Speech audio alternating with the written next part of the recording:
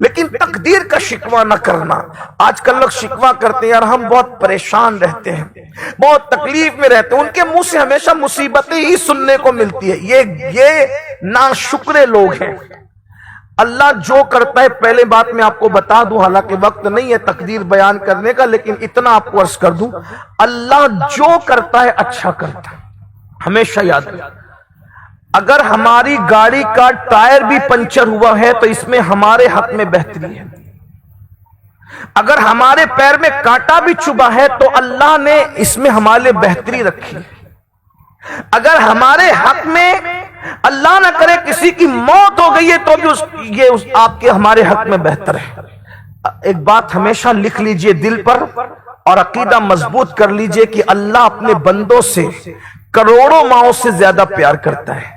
میں کروڑوں ماؤں اس لیے کہتا ہوں کہ جب اس کے علم کی حد نہیں, اس کی ذات کی وسعتوں کی حد نہیں, اس کے کرم کی حد نہیں, اس کی صفت ستاری اور غفاری کی حد نہیں, تو اس کی محبتوں کی حد کون باندھ سکتا ہے؟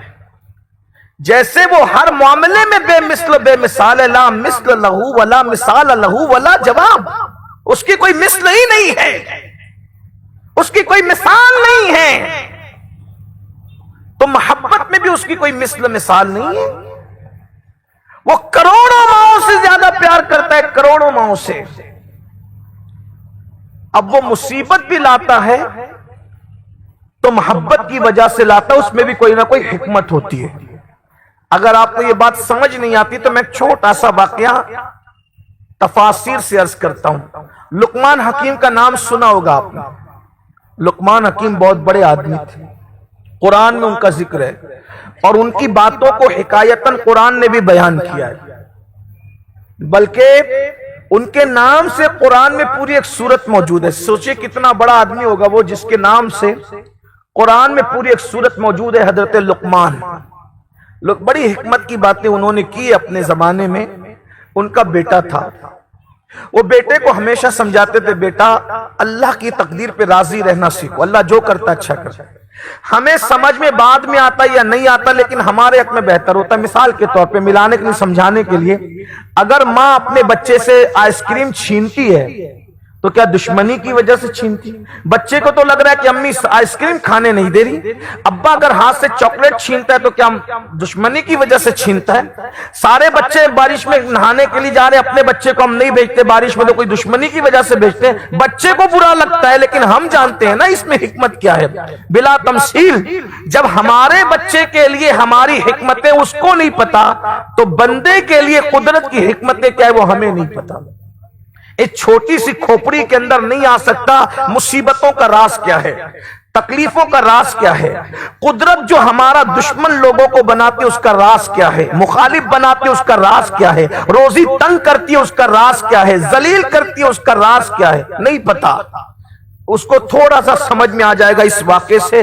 لقمان حکیم اپنے بیٹے تقدیر پہ راضی رہنا سیکھ. مسائل حل کرو کوشش سے لیکن شکوہ نہ کرو یار کا. کیوں شکوہ کرو؟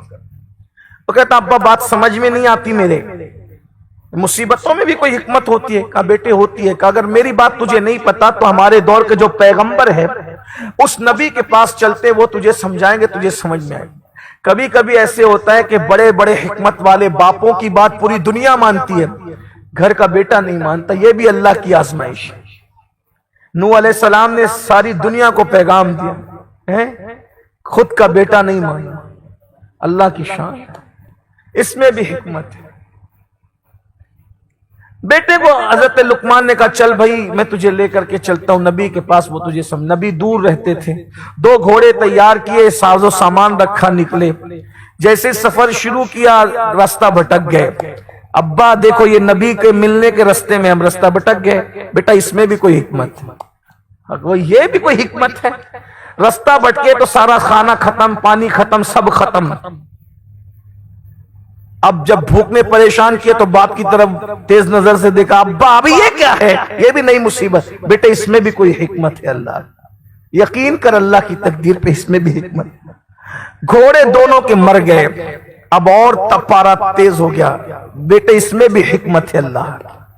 ہائے ہائے ہائے, پیدل چلنے لگے، پیاس کی وجہ سے جان نکلنے کے قریب تھی، پانی ڈھونڈ رہے تھے، پانی ملتا نہیں، دور ایک بستی نظر آئی، امید کی کرن جاگی، موت کے سناٹے میں امید کی کرن جاگی، بستی ہے، چلو چل کے پانی پئیں گے۔ بستی دیکھ کر کے باپ بیٹے ایک دوسرے کا ہاتھ پکڑ کے چل رہے تھے، اونٹ کی ہڈی پڑی ہوئی تھی رستے میں، بستی دیکھنے کے چکر میں بیٹے نے پیر میں ایسی ہڈی گھسی کہ لہو لہان ہو گئے۔ لے ابا یہ دیکھ رہے ہیں اب کیا ہو رہا ہے؟ بیٹا اس میں بھی کوئی حکمت۔ ہڈی نکالی باپ نے اور اپنے امامے کو باندھ دیا کس کے۔ ابھی یہ منظر ہو ہی رہا تھا ماما باندھنے کا کہ دور اس بستی میں دھواں ہی دھواں نظر آیا۔ رک گئے دونوں باپ بیٹے، دھواں کائے کا؟ تو ایک خوبصورت شخص سے تشریف لائے، کہنے لگے کہاں جا رہے تھے؟ کہا وہ بستی میں۔ کہا اچھا ہوا نہیں گئے؟ کہا کیوں؟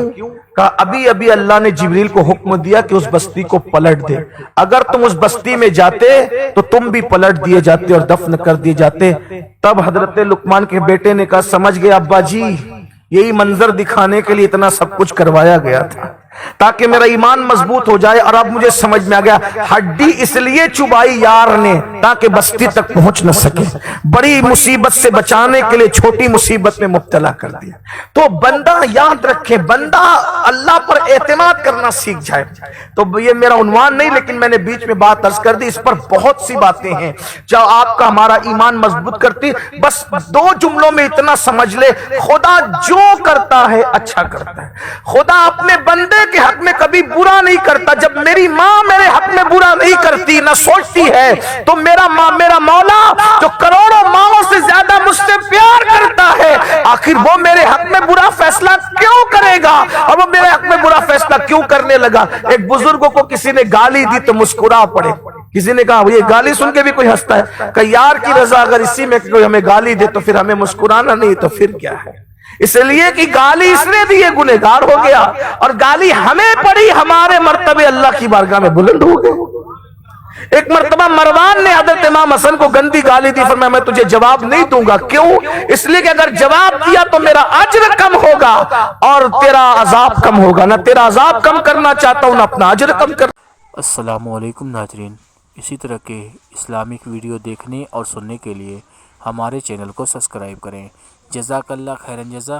السلام علیکم ورحمۃ اللہ وبرکاتہ۔